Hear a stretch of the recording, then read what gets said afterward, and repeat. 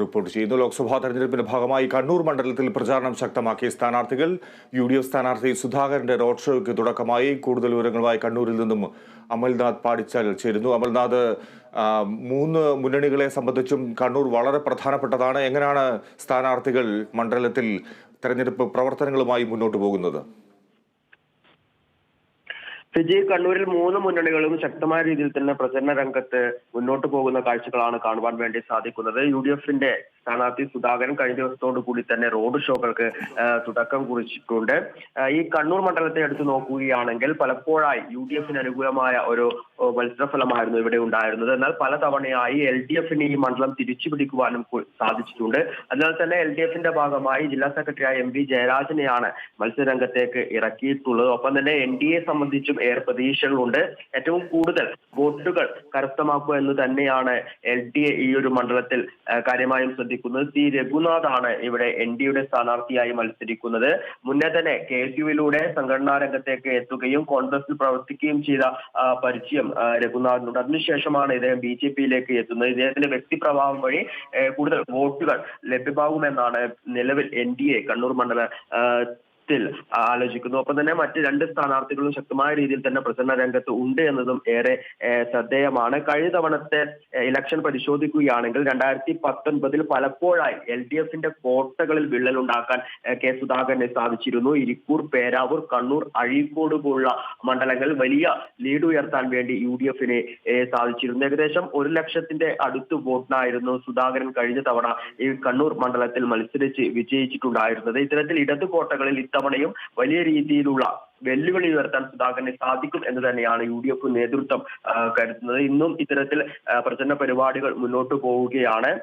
കണ്ണൂരിൽ UDFന്റെ കൺവെൻഷനുകൾ ഇന്ന് പുരോഗമിക്കും. ഒപ്പം തന്നെ MV ജയരാജൻ, LDF സ്ഥാനാർത്ഥി MV ജയരാജന്റെ ഇന്നത്തെ പര്യടനം അഴീക്കോട് കേന്ദ്രീകരിച്ചായിരിക്കും. കഴിഞ്ഞ ദിവസങ്ങളിൽ പേരാവൂർ കേന്ദ്രീകരിച്ച് നിയമസഭാ മണ്ഡലം കൺവെൻഷനുകൾ ഒക്കെ തന്നെയും പൂർത്തിയാക്കിയിരുന്നു. ഇത്തരത്തിൽ മൂന്ന് മുന്നണികളും മൂന്ന് സ്ഥാനാർത്ഥികളും ശക്തമായ രീതിയിൽ തന്നെ കണ്ണൂർ മണ്ഡലത്തിൽ പ്രചരണ രംഗത്തുണ്ട്. ഫിജി.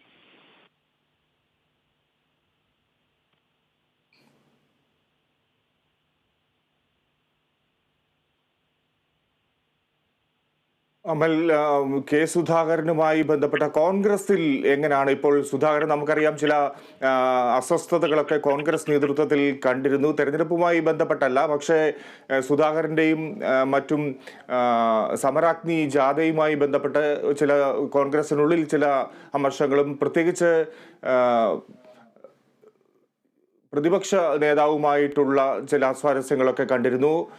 ഇത്തരം കാര്യങ്ങളൊക്കെ മാറ്റിവെച്ച് ഒറ്റക്കെട്ടായി ഒരു പ്രവർത്തനം കാഴ്ചവെക്കാൻ കോൺഗ്രസിന് കഴിയുന്നുണ്ടോ?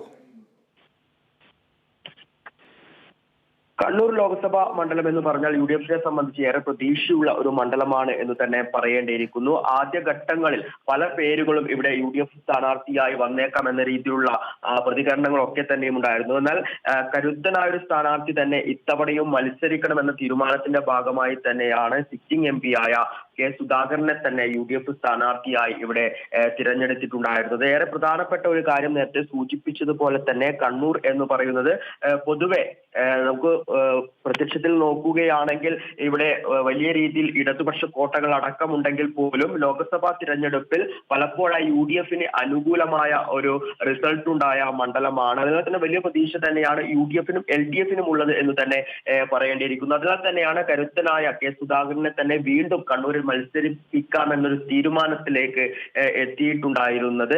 അതേസമയം തന്നെ LDFന്റെ ഭാഗമായി നോക്കുകയാണെങ്കിൽ MV ജയരാജൻ കരുത്തനായ സ്ഥാനാർത്ഥിയാണ്. ആദ്യഘട്ടത്തിൽ ആരായിരിക്കും LDFന്റെ സ്ഥാനാർത്ഥി എന്നൊരു ചോദ്യം ഉയരുമ്പോൾ പല പേരുകൾ ഇവിടെയും ഉയർന്നിരുന്നു. PK Shrimati, KK Shailaja, PP ദിവ്യയെ പോലുള്ള പലരുടെ പേരുകൾ ഉയർന്നിരുന്നെങ്കിൽ പോലും ജില്ലാ സെക്രട്ടറിയെ തന്നെ മത്സരിപ്പിക്കുക എന്നൊരു തീരുമാനത്തിലേക്ക് LDF എത്തുകയായിരുന്നു. ആ ഒരു തീരുമാനം ശരിയാണ് എന്ന് നമുക്ക് പ്രചരണ രംഗത്ത് കൂടി കാണുവാൻ വേണ്ടി സാധിക്കും. കാരണം ശരിയായ പ്രവർത്തനങ്ങൾ വിവരങ്ങൾ നൽകുന്നത്.